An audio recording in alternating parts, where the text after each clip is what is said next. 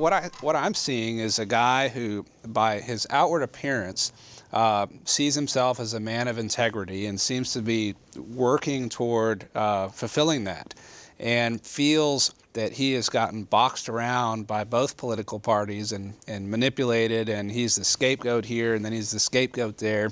And I think he finally just had enough and said, you know what, I'm going to clear the air about this.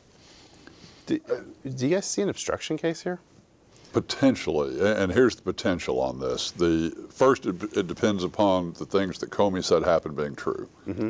I thought it was interesting that Comey repeatedly, or at least initially, said, "Lordy, I hope there are tapes." Right. It really puts the White House in a predicament at this point, given what Trump tweeted on, "You better hope there aren't tapes." And the last report I heard this afternoon was that the media, the press, has continued to, well, congressional committee has asked for it.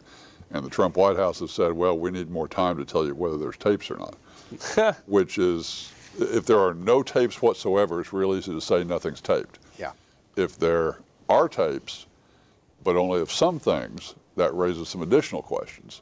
You know, if you turn off a recorder when you're having this kind of meeting, that just almost screams consciousness of guilt going into it. So if there's some recordings of some meetings, but not of this meeting, I think Trump may have a problem in that regard.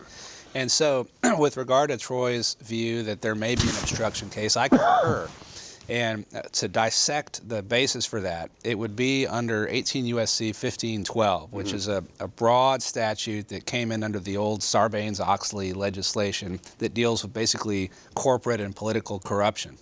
And not to just recite the whole statute, but it basically says that if someone corruptly attempts even to influence an official proceeding, and an investigation would be an official proceeding, that person is guilty of obstruction of justice. And it has a 20-year cap to it in that statute. Wow. And so the center point, I think, well, there may be two center points of this investigation into whether this occurred is, number one, whether Trump had a corrupt motive for doing it. And corruptly has been defined by the Fifth Circuit as just having an intent of some wrongdoing.